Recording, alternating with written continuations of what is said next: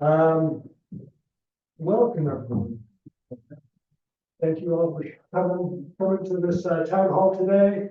And for all of you that are watching this online, thank you. Greetings from Fort Stanton and the heart of Lincoln County. My name is Dr. Oliver Lawrence Horn. I'm the regional manager of the Lincoln and Fort Stanton Historic Sites. And I am very excited to talk with you all today about our FEMA-funded fire mitigation project for here at Fort Stanton. Big picture, this project is aimed at protecting the historic structures here at the site.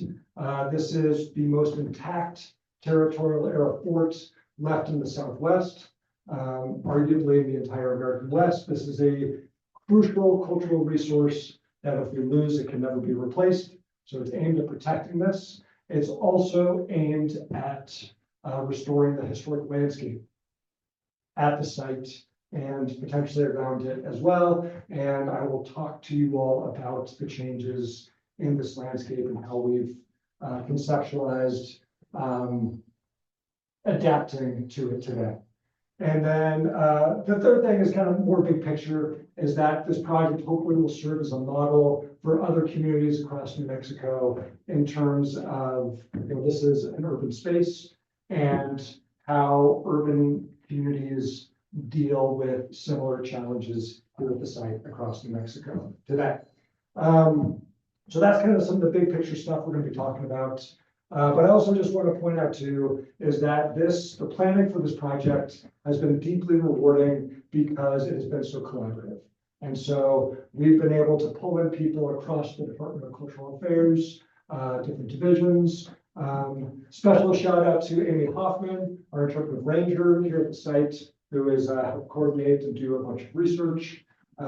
Thank you. But we've also been able to pull in other stakeholders as well. State Forestry has played a major role in this project, as well as Lincoln County, EOS, New Mexico State, and the Ag Science Center up in Los Lunas has also been a major consultant for us. So, and also it's been deeply, there's been lots of different skill sets as well. We're talking, we pulled in foresters, urban foresters, horticulturalists, archaeologists, historians such as myself, natural scientists as well, such as Amy. And so it's been this very interdisciplinary approach and really building on this existing knowledge base within here in New Mexico to develop this.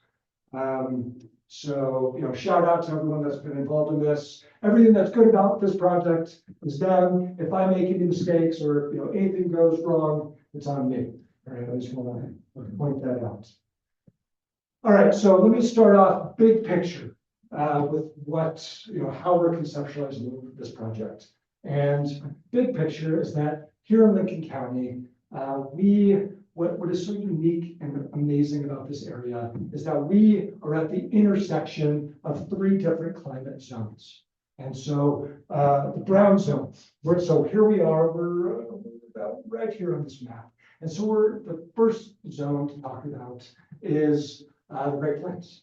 And, is situated in this grassland here at the fort. If you drive on the other side of the Capitan Mountains, you have a stunning view of the Llano Estacado, and that is the edge of the Great Plains here in New Mexico. So we're part of that zone, and that zone, especially the southern Great Plains, our landscape here is somewhat similar to this landscape that extends all the way out to central Texas.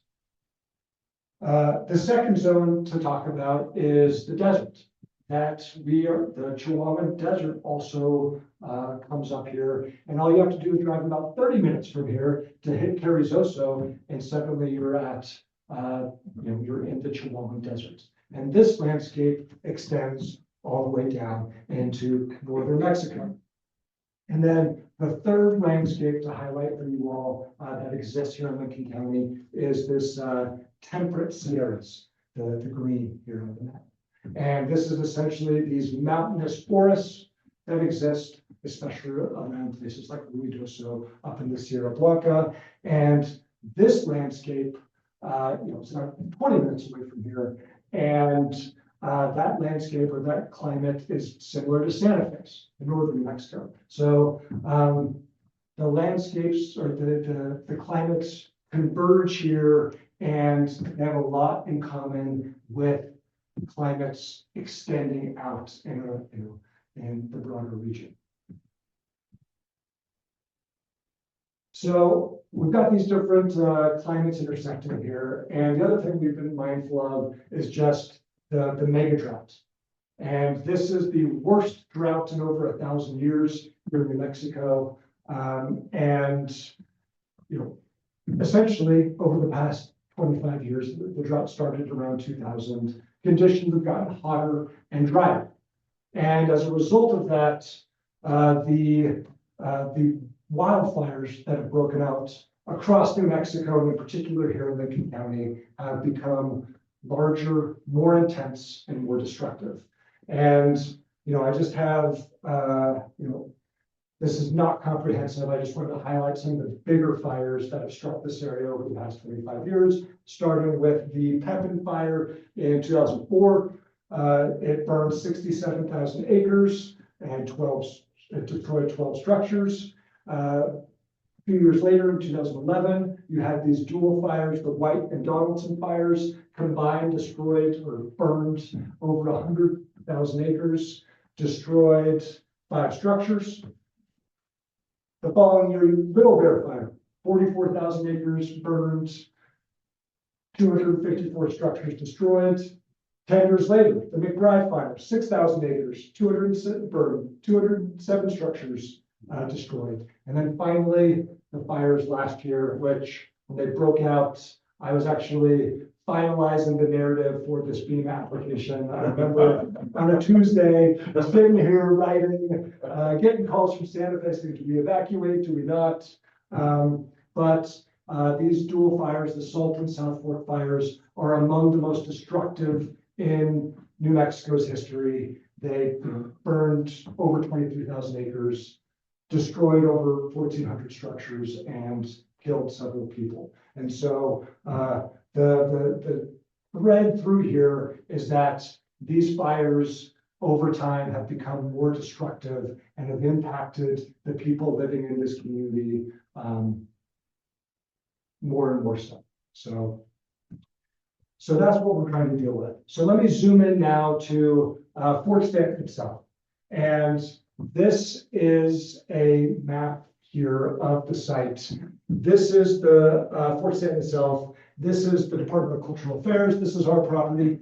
Surrounding us is about 1,200 acres of land owned by the General Services Division. That is another division of the state government. And then surrounding that is the BLM conservation area, the Bureau of Land Management's Fort Stanton Snowy River Cave Conservation Area, and that comprises another 25,000 acres.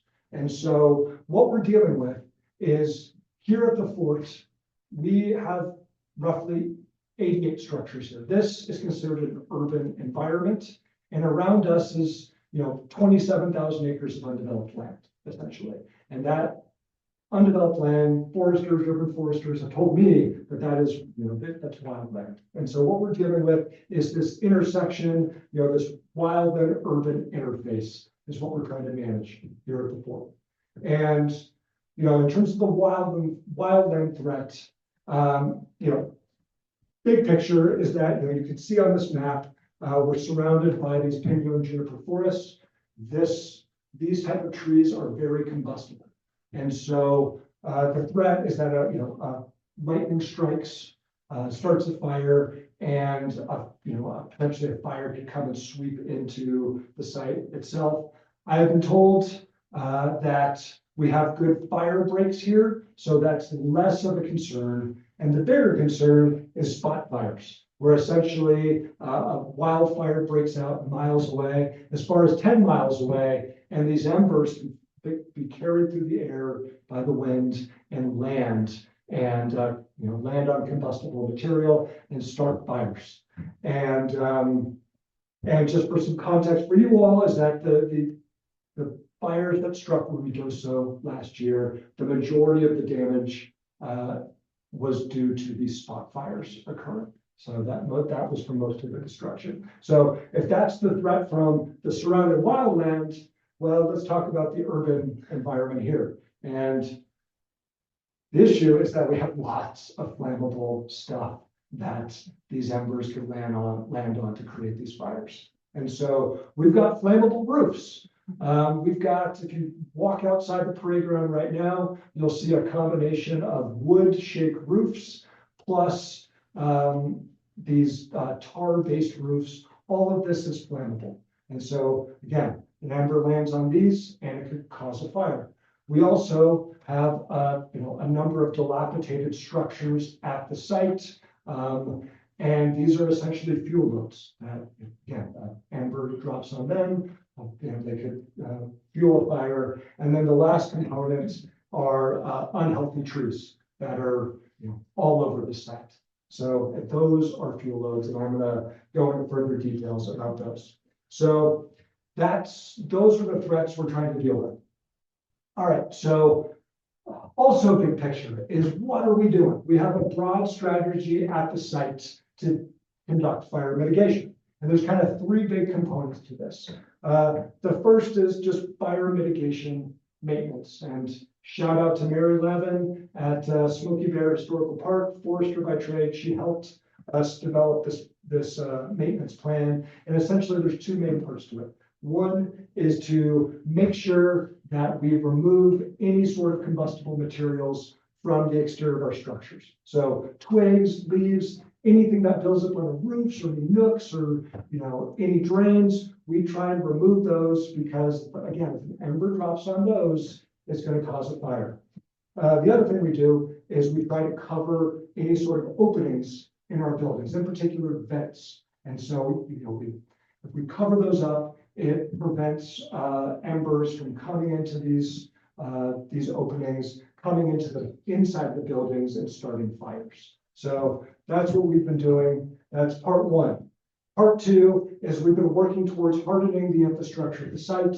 Hardening is just a kind of a fancy term to make our buildings more fire resistant. And so this building that we're in right now, last summer we replaced a wood shake roof, which was highly combustible, and we put in a new synthetic shake roof. It looks awesome, and that roof is a Class A fire rating, and this is the prototype for all the other roofs across the site. And so, separate from this FEMA grant I'm talking about today, this past fall, we applied for another larger grant, around $10 million. I don't know if we're going to get it. We made it through the first round successfully. We've got a couple more rounds to review, but this grant would allow us to install this roof on 17 other structures across the site and really allow us to achieve hardening these structures. So it'd be a huge victory.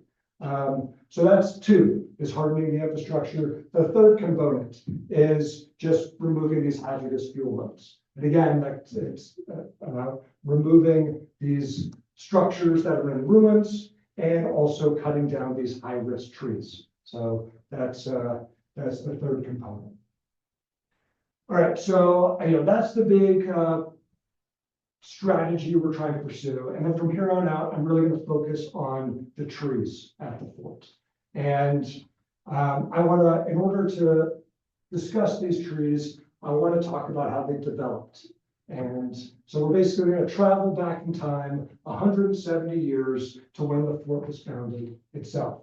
And so you all can see, this is a photo here of a group of Mescalero women and children right outside the fort, sometime from around 1870, best guess. And if you guys look in the landscape, you see that there are no trees. There's no pinyon juniper trees at all. This appears to be just an open grassland. So when the U.S. military established this fort in 1855, it was a grassland. There weren't any trees outside of the riparian area. And then, to the best of our knowledge, what happened is that in the wake of the Civil War, the cattle industry came into the area, brought in the cattle. There was overgrazing that occurred. And then on top of that, this coincided with several brutal droughts in the 1880s and 1890s that struck southeastern New Mexico and put a tremendous amount of pressure on this landscape. And which brings us up into the early 20th century. And this is an image. It's a merchant marine burial here at Fort Stanton. And you can see in the background that this grassland has started to get colonized by pinyon and juniper trees. And, this coincided with further changes. One of the biggest changes was just what happened with the Bonito River itself. Because starting in 1907, the railroad, the Southern Pacific Railroad, actually diverted part of the flow of the Rio Bonito down the other side of the mountain to Alamogordo to serve their steam engines. And then a couple decades later, in 1931, they actually dammed the Bonito and set up Bonito Lake. And what this did is this had a huge impact on the flow of the Bonito River itself. You guys can go outside and see the Bonito River today. It's basically a little creek. But before these things happened, there are accounts that during its high flow points, the Bonito River was 60, 100 feet wide. It was a significant river. And so the changes to this flow of the river have probably had a significant impact on the watershed of this area. And then you factor in the 1930s, you have the Dust Bowl that struck. This, again, an intense drought that hit the area, which, led to wildfires breaking out, which then the federal government's reaction to that was to impose fire suppression policies for the first time. And they adapted, it was the 10 a.m. policy. Essentially the policy was a fire breaks out. If you're part of the National Park Service or National Forest Service, you put that fire out by 10 a.m. the next day. And so that was the policy. And the issue with that is that in a grassland, which is what Fort Stanton is situated in, fires are good for the grassland.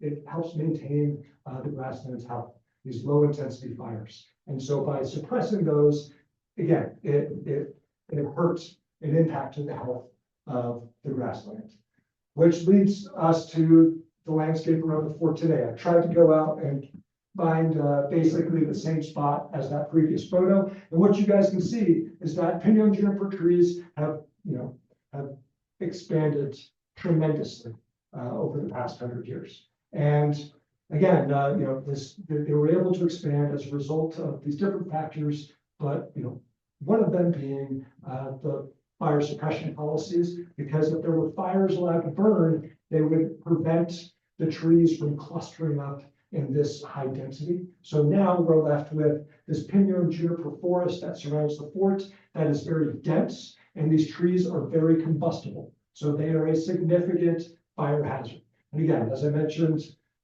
lightning could strike or something happens, fire breaks out and just sweeps through this forest. It could sweep down to the site, or it could cause embers that could create those spot fires.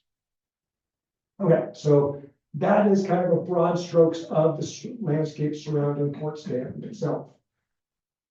Let me talk about the history of the trees at the fort. So as I mentioned, when the fort was established in 1855, there were no trees, seemingly no trees, except along the Rio Bonito. In that riparian area was, trees, probably mostly cottonwoods, thrived. And then what ended up happening during the Civil War, Kit Carson and the New Mexico Volunteers occupied this fort. And this is, Native New Mexicans used to, utilizing this landscape. And what they did is they cut in an acequia. So this is a site plan from 1866. They cut in an acequia. I was, they cut it in from the Rio Bonito, like 3/4 of a mile away, and brought it into the fort. So this was a major feat of engineering, where they brought in this acequia into the fort, and then it ran around all 4 sides of the parade ground. Then what they did is, you can see that they planted trees. Each one of these dots around the parade ground are the first trees that were planted here at the site. Best guess is that they went down to the riparian area of the Rio Benito and harvested cottonwoods and planted them in the parade ground. So that is the origin of our first, should we say, shade trees at the site. And here's another photo. I know it's not the best quality, but basically this is from the 1880s, so roughly 20 years later. And again, what it shows is that you've got lots of cottonwood trees along the Rio Benito, and then the only trees that are at the fort are those in the parade ground. So that was the landscape during the military period here at the fort. But then things shifted. The fort was decommissioned in 1896, and then at the turn of the 20th century, the U.S. Merchant Marine, which several years later just became the U.S. Public Health Service, they took over the site, and they converted it from a military fort into the first federal sanatorium in the United States. And this became a leading medical research and treatment facility. And one of the major focuses was treating these people afflicted with tuberculosis by exposing them to the open air. And so there was an emphasis on making the landscape in and around the fort, more livable, more pleasant. And so this is an etching of the fort from 1901. And you can see that the Merchant Marine, the U.S. Public Health Service, they started to plant more trees around the site, they expanded the footprint of the trees for the first time beyond the parade grounds. And what's also notable, as you guys can see here, the acequia system is gone. So at some point in the 1890s, probably after the site was decommissioned, the acequia was filled in. And what that meant was that those cottonwood trees, which are, again, thrive along riparian areas, they need lots of water. Suddenly they weren't being irrigated properly. And what you can see is that best guess is that their health started to decline. And this is an aerial photo of the site from the 1930s. And what you can see here is what's interesting is that a bunch of the trees that the U.S. Public Health Service planted, they're gone, which means that they probably just didn't survive. Again, they weren't properly irrigated. They were also dealing with the Dust Bowl that struck in the 30s. And so probably, what you can see here is that most of the trees still remained around the parade ground. These were the older cottonwoods, and they probably were quite unhealthy by this point. And I should also point out that by this period, it probably became increasingly clear that these trees were not long for this world and needed to be replaced. And which brings in, during this time, the preeminent shade tree in the United States was the American elm, or the preeminent urban shade tree. But what was happening is that they were being afflicted, American elms were being afflicted with the Dutch elm disease, which was this disease that ultimately wiped out about 80% of the native population of American elms in the US. And so what ended up happening is the US Department of Agriculture in the 30s started to experiment with other trees. And one of the trees they experimented with was this tree that was native to Central Asia called the Siberian elm. And what they determined was that this tree was uniquely drought and cold resistant. It was a hardy tree. And so they started to recommend that Siberian elms be planted, particularly in the places that were struck hardest by the Dust Bowl. And they were planted across the Midwest and across the Southwest as well. And so, based off of, best practices, what you can see here is a map of Fort Stanton in 1945. And at some point in the early 1940s, all of the cottonwood trees were removed and replaced with Siberian elms. And they didn't just plant these trees in, as replacements, direct replacements. they planted these Siberian elms everywhere. They greatly expanded their footprint at the site. And so these trees, most of these trees, are the trees that we have today. I say most of the trees because these trees are really invasive. So, they were planted with the best of intentions in mind, but they're highly invasive, now considered noxious weeds. They have since spread, saplings have spread and, grown up in other parts of the site where they were not, intentionally planted. They've kind of overrun a number of areas across the site. And their roots, I mean, they're just so disruptive. Their roots get under the foundations of our buildings. They get into our sewage and water pipes. They damage our infrastructure. So they are a pest. And then on top of that, these trees are unhealthy.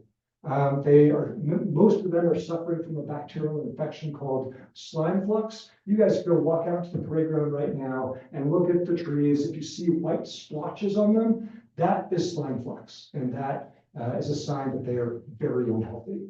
They're also nearing the end of their lifespan. They're coming on 100 years when they were first planted. And these trees have not been adequately maintained. The biggest thing is that they never get irrigated properly.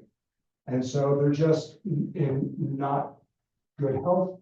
And I guess what's unique, or one of the unique things about Siberian elms is that when they experience some sort of pressure, they allow portions of themselves to die. And so they will let, branches, big limbs just die on them. These dead limbs become fire hazards. And the other thing, and this is a photo, you guys can see, this is the back, this is behind building number 4. It's one of the officers' quarters that was first constructed in 1855. It's on the northeast end of our parade ground. You can see that these Siberian elms are right up next to the building. And what that means is that, you can see all the dead limbs and branches on them. If an ember, say an ember falls on one of those, causes a fire, well, it could spread, and they're right next to this building that has a wood-shaped roof, which means it can easily spread onto this roof and potentially, severely damage, maybe even destroy this building. And again, this is a building that dates back to 1855. It is a precious cultural resource that we cannot afford to lose. So essentially, these trees are major fire hazards. Okay, so kind of giving you guys a lot of background. So now let me talk about the actual grant itself. This is a FEMA funded grant. It's a relatively modest grant. $280,000. We have 3 years to complete this work, and it's designed to establish defensible space. And defensible space is, establishing a perimeter around our structures where we remove large amounts of vegetation that could pose, that could catch fire. And so, I'm saying it's a relatively modest grant, but we're really trying to punch above our weight with this because there's three components that we're trying to execute with this. First is that we're going to remove roughly 80 trees across the site. And we've targeted these trees that we're going to be removing fall into 2 categories. The first is these are trees within 15 feet of our structures, way too close. So they will be removed. And then the other group are trees within 30 feet that are either dead or severely ill. And that we recognize, if they're not a fire hazard already, will become fire hazards in short order. So those are the type of those 2 classes of trees are what we're going to be removing. So that's part 1. Part 2 is we're going to plant roughly 80 trees. We're going to replace those trees, but we're going to be planting them further away from the structures, and in some cases, even in different and in new areas of the site. And again, the aim is to establish a new defensible space around our historic buildings that are at least 30 to 70 feet away. And again, we're going to be shifting trees around to, not only protect these buildings, but to, kind of expand the green space around the site to make it more pleasant for visitors to spend time with. And then the third component, and this isn't technically part of this FEMA grant, but we're kind of shoehorning it in, historic sites, we're using our own funding. We're going to establish an irrigation system for these trees. And we want to put this irrigation system in because we want to ensure, to the best of our abilities, that these trees take root and that they remain healthy long term. And it's also exciting because it will be the first time since the removal of the acequias at the turn of the 20th century where we will have a meaningful irrigation system for these trees. So that's kind of the big picture of what we're doing. So let me give you guys some nuts and bolts of how we're going to be executing this project. So we've broken down the site into 3 different areas. And this is the first area. This is the playground. And for context for you guys, is right here. This is the visitor center. That's where we are right now. And what we did is we went and we surveyed all the trees around the playground and we marked them. Everything that's red, we marked them as everything that's R on this map stands for red. Those are the trees that are within 15 feet of the buildings. And everything that's O, orange, those are the trees that are in rough shape and within 30 feet. Those 2 categories of trees, those are the ones we've marked for removal. And what we're going to do is, you can see that these are all really close to the buildings. We're actually going to plant, we're going to restore the original footprint of the trees in the parade ground. And by doing that, they're going to be further away from the buildings and not be a fire hazard. So we're going to be, restoring the footprint of the trees in the parade ground. We're also going to plant trees around the picnic area right next to this building. And then as we remove trees around the larger quarters, we're going to plant new ones further away. Again, establishing this defensible space. So this is in the first area. Now, let me shift over to area number 2. This is the area that is south and west of the parade grounds. And this area is mostly what I call these PWA bungalows. These were these houses that were erected in the early 1940s as a public works administration project. They went up coinciding with the construction of the nurses' quarters here. And so we've actually rehabbed 2 of these buildings. We're about to have staff move in, and we've actually added 2 more to our 5-year plan. So these are historic structures that we will be saving and preserving moving forward. But what we're going to do is we're going to remove a bunch of these trees around them. Again, a combination of just too close and unhealthy. And we are not going to replant anything as of right now. And we're not going to do that for 2 reasons. One is that the majority of these trees were not intentionally planted. These are trees that just spread. And the second reason is because we're going to shift the density of trees to new areas. And this is our third zone. This is to the west of the parade, or the east of the parade ground. And here is the largest quarters here are the stables. And this is the drill field. This is the big open fields that you all, when you drive into the fort, you see right there. Well, this drill field used to, back in the 40s, it actually had trees around the perimeter. And so essentially what we're going to do is we're going to shift the density and we're going to plant new trees and restore that perimeter.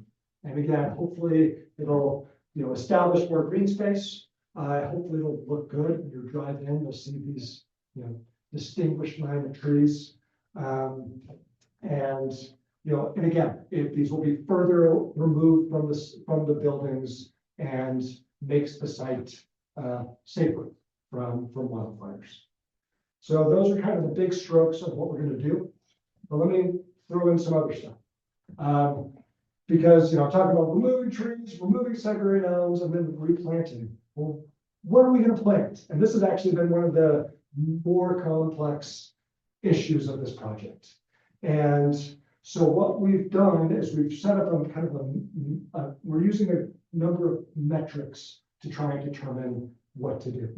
And, first of all, we want to plant a mixture of species. And we're doing that because, it gives protection in case another slime flux, another bacterial infection comes in, or bark beetles. Anything that targets one species will have other species that hopefully will survive, and it won't, dramatically, impact our landscape. It gives the site some resiliency. The second metric is, ideally we want these trees to be native. We want them to have low to medium water use. We want these trees to have deep roots. We want these roots to go deep underground, not spread, so they don't, again, they don't mess with our infrastructure. We want them also to have strong branches, because everyone that lives in this area, our windy season, wind is intense. I mean, a couple of weeks ago, they clocked winds over 100 miles per hour. We want these trees to be able to endure those winds. And we also want them to be fast growing, meaning that we're going to plant, relatively young trees, but we want them to start operating as shade trees as quickly as possible. And we also want them to be climate-ready trees. And this is our climate-ready list for this zone. And so essentially, this climate-ready tree project, it was a joint collaboration between New Mexico Forestry and the Nature Conservancy. And what they did is they broke New Mexico up into different climate zones and came up with lists of trees that were both, suitable for the current climate, but also adaptable to potentially hotter and drier conditions moving forward. And so this was our list of trees that we were working off of. And I just point out that we're in zone 8B, which is the same zone as Santa Fe. So just to give you some interesting context there. And then the last thing, the last metric, maybe to some people the most important, is that we want these trees to be aesthetically pleasing. And so based off of these metrics, we're leaning towards right now are planting a group of oak trees. And again, all of these, so we're thinking of the Texas red oak, the chinkapin, and the bur oak. And these all, these meet the vast majority of these metrics.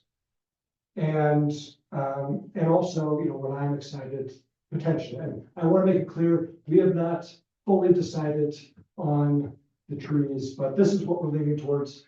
Welcome, if other people have ideas, we would welcome them. But if we go with these, one of the things I'm excited for is that during the fall, these three different oaks, they turn a combination of red, orange, and yellow. So this place will hopefully pop in the fall. All right, so conclusion for you all is that, we hope that, I believe that this is a really innovative project, that it will,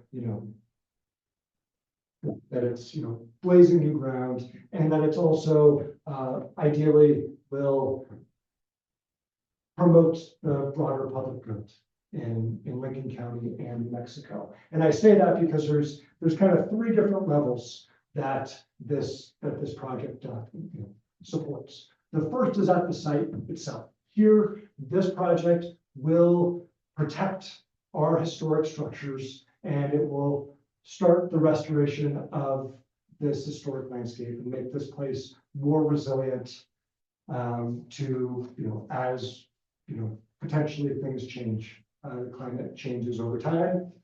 So it's good for the site itself. The second thing it does is that it actually has an outsized impact on Lincoln County itself. And I say this because we're actually an interagency site. The site is controlled, owned by the Department of Cultural Affairs, but we actually have the Bureau of Land Management. Their headquarters for the Fort Stanton Snowy River Cave Conservation Area is here at the fort. And by us protecting them, we're protecting their operations for the surrounding conservation area. They draw in about 45,000 visitors a year. And so we're also, helping protect and promote the economy of Lincoln County through that. Another one of our stakeholders is the Lincoln County Fire Department. We have a volunteer fire station here at the fort, and these firefighters, they protect our site itself, but they also protect a broader district around the site as well. This district covers roughly 300 private homes. And this is my back of the napkin math, average, factoring average home values. They're protecting nearly $1 billion in private property. And by them protecting it, I should also point out that 75% of the fire hydrants for this fire district are located here at the fort. We're a water utility. And so chances are, if there's a fire that breaks out anywhere in this district, both the firefighters and the water used to fight that fire originate here at the fort. And so by us protecting them and them utilizing our infrastructure, we're, hopefully hoping better protect the county itself. And then the last thing is that this project hopefully will be a model for other communities across New Mexico. Many people that live here in Lincoln County right now have had their home insurance, stripped, or these insurance companies are coming to them and telling them that they need to establish defensible space. They need to cut down a bunch of trees around their homes, or they'll lose their insurance. So hopefully, what we're doing here in terms of establishing defensible space will help out and inform other residents of Lincoln County. And also, the issue with Siberian elms is, we're not the only place with Siberian elms in New Mexico. Just down the street, drive 10 minutes through Capitan, and you'll see the town is lined with Siberian elms. And, it's not just Capitan, Albuquerque, where I grew up, Santa Fe, most communities or many communities across New Mexico have Siberian elms and are either currently facing or very likely will be facing the same issues that we're dealing with here. So hopefully with this project will, for better or for worse, hopefully for better, will inform these communities and give them something to work off of as they deal with this stuff. So that's all I have to say. I welcome questions from you all, and I really appreciate your all's time listening to me. So. Is there any market for Siberian elm, whether it be mulch, lumber, firewood? Is anybody for that? I've been told that they're not good firewood. Pinyon and junipers are great firewood. So if we start, thinning out the pinyon and juniper forests, they're good. But what I've been told is that Siberian elms are, they don't burn well. They don't smell good. So yeah. So I was here during the Little Bear Fire. I'm actually on the Lincoln Fire Department, and we were so the Little Bear Fire came within 3 miles of the site, and we were getting burning embers, raining down on the fort. We're just really lucky. We did have fire resources around the fort, but back away, watching. Nobody was right here. We're really lucky, but we had these embers that were this big coming down on us by the thousands. We're just really lucky that those shake shingles they're old, they're kind of fire resistant, but they weren't perfect, right? Mm-hmm. We're just really lucky that I've always thought about that. And one of the things about trees to think about, when I retired from BLM, so we planted some mesquite-related trees out of Valley of Fires, and they have a low leaf litter. So anything in the mesquite family and willow, when the leaves come off, they disintegrate. So you don't have to spend a lot of time breaking stuff up. Mm-hmm. So that's something to think about. Okay, we'll look at it. Low leaf litter. Okay, I appreciate that. And yeah, I mean, when you're talking about the roofs, one of the things I did not tell you all, as I was mentioning, our asphalt roofs and our wood shake roofs. Well, another category of roofs we have are asbestos tile roofs. And I have been told by local firefighters, and Mike here as part of our volunteer fire department, is that if a fire breaks out on one of these asbestos tile roofs, they will not put it out because it's toxic. And so we just let it burn. And full disclosure for you all, our the guardhouse, which is right next to us, that's where we house our collections currently at the site. It has an asbestos tile roof. And so, that keeps me up at night in terms of the threat to that building and the threat to our knowledge. So, desperate to harden this infrastructure. So, any questions? Okay.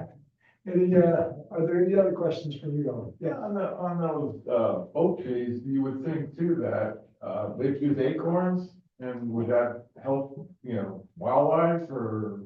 No, that's a good question. I mean, that's one of the things we've been trying to sort out, because on our end, it definitely potentially could lead to maintenance issues.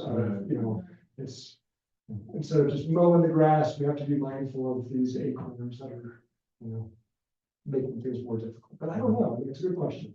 And we'll be able to take a look at Acorns it. are like that big. Yeah. They're bigger, so, In some areas, one of the trees on the list is Arizona cypress, which is at least the tree that's native to New Mexico. Yeah. And Johnny's got one behind by the Gatewood House. So you go look what one material looks like. Okay. Yeah, I mean, I'll be honest, one of the horticulturists at New Mexico State also flagged the Arizona cypress as a possibility. Do you remember what was the reason? Okay, Amy's got this, she's put together this amazing spreadsheet, and we'll see, because I know we talked about that tree. I'm sure they're taking this into consideration, but you can't just block off the vents. The attics are vented for a reason. You got to get Well, compensation. what we're putting, what is it, grates or, what is it? Mesh, or screens, thank you, screens, that's what we're- 8-inch diameter screen entry, because it's You have small that enough that separation. a lit ember that gets through that doesn't carry enough fire with it to actually ignite something. So if the screens are 1/8 of an inch square or smaller, then it still allows the airflow without allowing the ember wash underneath. So This is really an important thing. One of the major threats is the bosque itself, and the invasives that are in there. Yeah, So, I'm not, I didn't see that it was part of the grant, but, Yeah. basically that ought to be, it's got those elms in it all through it. yeah, So so, that's and there's evidence. We have had fire right over here. You can see burned, elms down in there. But I don't know when that fire happened. That was the rifle fire. There was a rifle fire here. It wasn't there. Over there by the rifle. Oh, you remember Nick? Yeah. Well, that was right by, well, they used to live right in that house over there, and there was it wasn't a big fire, but still. Well, the rifle fire started back where that firing range, but this was something much earlier Oh, okay. that you can see the down, the burned up stuff is down in there. But I don't know, but there has been a fire. well, so to go back to your point, the riparian area is definitely something we're keeping in mind. So with that's, the overview I gave you all is just focused around this situation around our historic structures. But longer term, consider that kind of the big phase one. Phase two will then be, we've been talking with state forestry, some other groups, was it the Upper Hondo Water Soil Conservation District, to go in and clear out the riparian area, remove those invasive trees, remove those salt cedars, and actually, segregate elms, and really clear up that area. So that's phase two, and then phase three, and this is kind of outside our control, but to go to GSD in particular, and we've already been in talks with USDA folks in Carrizoso to potentially, or at least start planning how we would thin the pinyon juniper forest around the site. But that's gonna be a little bit more complex because that's actually outside of our jurisdiction. But those were kind of the three phases in terms of how we can, move forwards and, protect the site. In the late nineties, the BLM did a lot of restoration work in the riparian. So both south, both west and east of the fort, they got rid of a lot of the Russian olive and salt cedar, and you see a lot of willow. But I've noticed that Russian olive is starting to come back in a number of those places. So, then there's the BLM part program, and they're thinning, but I don't know what the latest is. Yeah, I don't know. What I was told is that BLM, the thinning up further, further towards Alto, they've done a bunch of thinning work over the past couple of years. And what I was told is that work was crucial to protecting us this past summer, where, the fire didn't jump into the pinyon junipers and race down this way, which was, my big fear, in terms of overseeing the site. So They've been thinning the south slopes, like you see in that photograph there, out of there, there's some thinned areas. But they've been focusing on the stuff that'll get hot, quicker than the north slope and all that. So, yeah, which is good. yeah. I'm grateful for their work. Scott, did you have a question? I was just gonna, add that NRCD's done a lot of drainage work. That's kind of their bailiwick too. In terms of, when I was at Forest Center, this is on the Pecos and, Canadian River. They go through, and one of the selling points is that includes in-stream flow, increases in-stream flow. Okay, yeah. So it's good for fishing. Yeah, well, I was gonna say, that I was told that if you thinning all the pinyon junipers will help the watershed of the Rio Bonito, that it would allow more water to come in. I hope I'm accurate with that. Yeah, this is not necessarily on the subject, but does anyone here know what are they doing down at Government Springs, or just below Government Springs?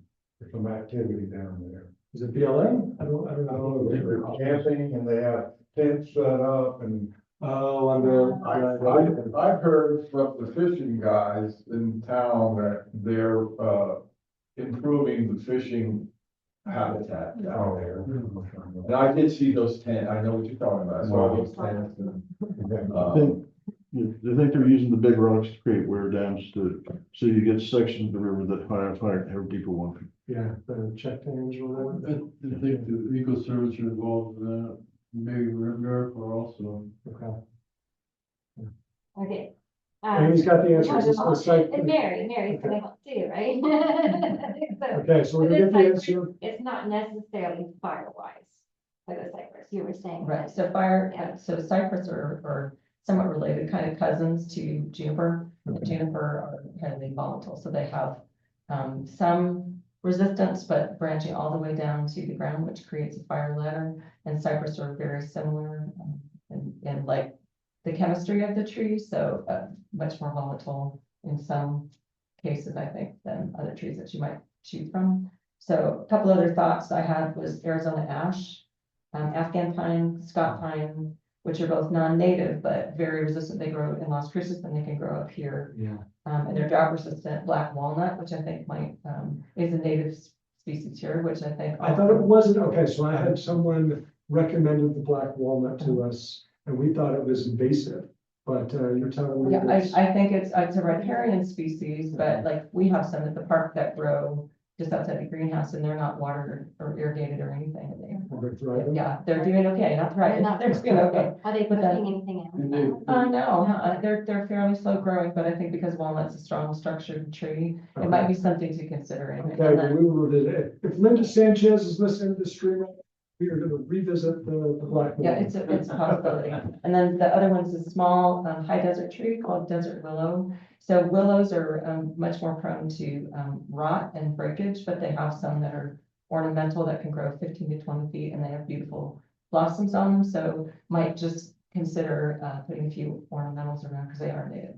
Okay. So, just- Cool. In fact, Arizona ash and black walnut were really hardy, they really hold up, you know, I guess the roots are pretty deep, but those are hardwoods. Yeah, that's what we wanted, something that's harder. And they got a good canopy on them, lots of good shade. Okay. The leaf litter is gonna be something that's gonna have to be worked on. Breaked up and all that. Okay. All right, we'll look into that. Yes. Yeah, when we plant these trees, we plant the seedlings, or are they different? So that is one of the other things we're thrashing around with is, again, do not claim to have any expertise, but what I was told is that the younger they are, the better. And so we're kind of weighing, in a dream world, you plant the seed, Yeah. let it grow. Well, we've also been told that like, we're looking at 5 or 10 gallon trees, because beyond that, they come in root balls where they're basically growing in pots. And if you plant those, sometimes the way the roots grow, or, they basically, the roots are trapped and can't expand. So basically what we're weighing is, do we plant, say, 5 or 10 gallon, size trees, which are young, but, which might increase their, chances of survival. But at the flip side is like, we want these to be functioning trees, and we want them to provide shade for people as soon as possible. So these are the kind of what we're weighing right now. Yeah, Mary. So just a couple other thoughts, mesquite are probably a little bit more high desert than grasslands and temperate. Okay. And so you might have some issues when it's really, really cold, with kill. And then what happens is the whole top of the tree could possibly die, and then you'll get 1,000 little sprouts that come, which is probably not ideal aesthetically. So it would just be something to check it out before you plant any mesquite, Okay. for the hardiness for the cold more than anything else. And then just for deer browse, whenever you just consider deer fencing or something to protect them, because they'll get browsed when there's a drought like this. The deer will eat almost anything that even isn't inedible, because they're starving. And so, just whatever to protect your investments. So what we're trying to do is we're trying to weigh what size trees we're gonna be planting, what age, and then the other inputs, because we know that the other inputs are gonna be these fences around them to protect them from deer and elk. And then also, I was just told, that we want 4 inches of mulch around each tree as well. So that's like another input, that we're likely going to. Maybe you can use Siberian elm mold.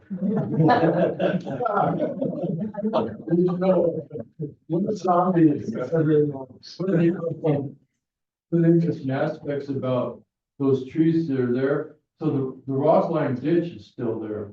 The sidewalk covers it, and one year, they near the commanding officer's quarters, they put a ditch across, and they hit the ditch.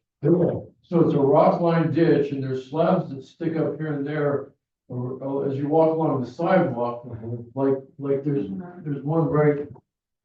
There's one right here that sticks up, and there's some over in here where the original ditch came in. You can actually follow the original ditch all the way back to the dam that those guys built. It might make a good hiking trail, but anyhow, so that ditch was just simply filled in, and the sidewalk covers it kind of, sort of. But those trees are being supported by the water that's still in those ditches, even though it's underground. The water is still apparently being held in the rock line ditch. Interesting. Might be a good archaeology Well, project. so another input for us is we're gonna, we have to go through the consultate process with the Historic Preservation Division. And I've already, spoken with them. We haven't officially submitted stuff, but I have been told to expect that we will require some sort of archaeological survey in the parade ground, in the drill field, and in other parts of the site. Because to my knowledge, the only archaeological surveys we've had are in the internment camp across the river, and then Amy dug up around, yeah, there was about 10, 15 years ago, the commanding officer's quarters, as well. But yeah, we will need to do some sort of archaeological surveys. It would be amazing to, potentially identify where exactly the original section was. And the other thing that's interesting is the pottery that sits over there in the fireplace, all has come out of this parade ground, both Apache pottery and prehistoric pottery. Now, there might be a pueblo here, this may, and then certainly a big Apache camp, because it was noted that there were wiki-ups between the buildings while they were building this fort. So, Where did you find it? Where did you read that? I'm curious. it's actually, I think it's in that 1984 report. There's another report that talks about the Apache camp here. Okay. So while they were building the buildings, Linda Sanchez may know, but there's a report that talks about women, Apache women coming in and visiting with other women at the fort. But there were wiki-ups between these buildings. Interesting. But then when they put up the earthworks during the Civil War, like for instance, in this corner right here, they may have destroyed evidence of the wiki-ups. But in other spaces that are from 1855, like at each end of the adjutant's quarters, or commanding officer's quarters, or any of the other officers' quarters or the barracks, any place at any end of those may have a wiki-up. Interesting. Okay. Mike, what's a wiki-up? That's the original Apache structure, that made out of, saplings. You put hides on them. Then the Apaches began using canvas from the military at this fort and other forts in place of hides. Cause just, I guess, lighter weight and all that kind of stuff, so. There's a report that talks about them being wiki-ups between these buildings. Okay, well, that's the first I've heard of it. We'll definitely, you can think of which one it was, we'll pick it up, because I'm actually curious. And then we were talking about like how we would put some like evergreen trees. Maybe, Yeah, so, subsequent phase, as wind breaks, that's what, so we have a mix of those kind of evergreen. Deciduous trees. Scott?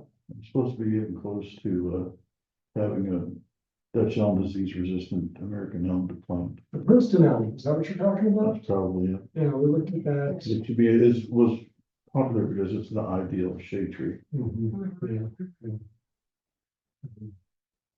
Yeah, we looked at that. I can't remember what the reason was, but we explored that, that option. Okay, anything else? Thank you. Thank you guys, I appreciate it.